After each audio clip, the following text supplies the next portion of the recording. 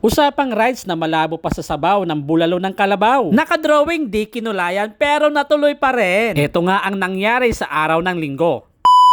15 ang nakalista. Bawasan mo ng 10. 5 na lang sila. Ito nga ang nangyari sa amin. Paano ba naman alam na may rides? Ayun, nag-inuman. Kaya yung iba tulog hanggang umaga. Alas 4 ng madaling araw ang meet up. Umabot ng alas 5, wala pa rin sila. Kaya naman kahit 5, kami ay lumarga na. Hindi na nga sana namin itutuloy ang biyahe. At ang napagsunduan, breakfast ride na lang. Tinatawid na nga namin ang Barkadahan Bridge. May talong ako mga idol, bakit nga ba ganun ang tawag sa tulay na yan? Comment na lang kayo. Ito naman ang palengke ng Taytay. Binabaybay na nga namin ang Radial Road 5 paakyat ng Antipolo. Pagdating naman dito sa footbridge, kakanan na tayo para mabaybay natin ang Ortigas Avenue Station. Sa mga ilang minutong paglalakbay, narating din natin ang Arco. Hudyat ito na lagpasan na natin ang Taytay at nasabayan na tayo ng Antipolo. Pagdating nga namin sa Sumulong Highway, sa gilid mismo ng Robinson, ito ang sumalubong sa amin. Napakagandang kahoy ng balete, nilagyan ng mga ilaw na lumiliwanag sa gabi. Ito naman ang dinadayong lugar para bumili ng mga kakanin at suman. Pagdating nga namin sa dulo, kung saan may gasoline station, kumana na nga kami sa kalsada ng Ulalia. Hindi pa nga sumisikat ang araw, narating na namin ang Marilake. Ito ang kagandahan pag bumiyahe ka ng umaga. Bukod sa mabilis, masisilayan mo nga rito ang magagandang tanawin. Halimbawa na lang dito sa ating bandang kanan, natatanaw na natin ang pagsilip ni Haring Araw. Noong nakababa nga kami sa Boso-Boso at nilakbay ang Barangay Tansa ng Antipolo, nakikita nyo sa ating bandang kanan, napakasarap pagmasdan. Sadyang wala ngang kasing tulad ang lugar na to. Kaya naman kahit delikado, napakaraming umaakyat dito. Nandirito kasi nakakobling ang nagagandahang mga kabundukan. Dagdag pa rito, sadyang napakalapit lang ito sa Metro Manila. Dito na nga magsisimula ang mga akyating highway. Dito nga sa area tumatambay ang namimitik sa Marilake. Pagkatapos nga namin mag-usap dito sa Palo Alto, dumiretso na kami sa aming biyahe papuntang Big C. Sadyang napakasarap talagang puntahan ang lugar ng Tanay Rizal. Andyan yung nagagandahang mga kabundukan. Napakasolid at kurbada ang kalsada at higit sa lahat, sariwang hangin. Sa mga ilang minutong pagpiga namin ng Silinyador, narating na namin ang Devil's Corner kung saan marami ang sumisemplang at bumabalento. At pagdating sa baba, may natanaw kaming isang pick-up. Eto naman ang sikat na sikat ng tambayan, marami nagpapasikat, manukan. Matatanaw na rin natin dito ang mga ulap na pumapaibaba sa mga kabundukan. Sa mga ilang minuto nating pagbabiyahe, narating na natin ang Sampalok ng Tanay at sa pagbaba namin ng highway, eto na naman ang sumalubong sa amin, ang napakagandang tanawin. Pagkatapos nga dyan, nadaanan nga namin ang sikat na lugar dito sa Marilake na para bang kinoble ang kalsada ng kalikasan. Matapos ang pababa at paahon na paglalakbay, narating din natin ang isang arko na